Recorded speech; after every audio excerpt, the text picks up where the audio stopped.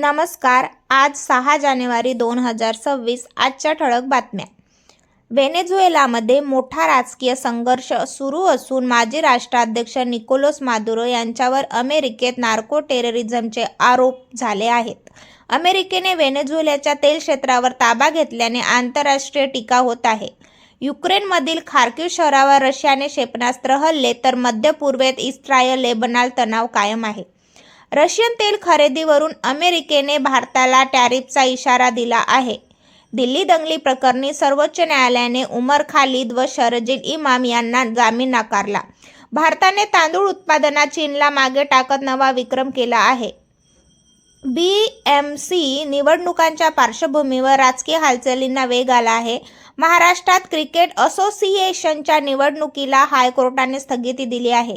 राज्यात थंडीची लाट वाढण्याची शक्यता आहे. नमस्कार.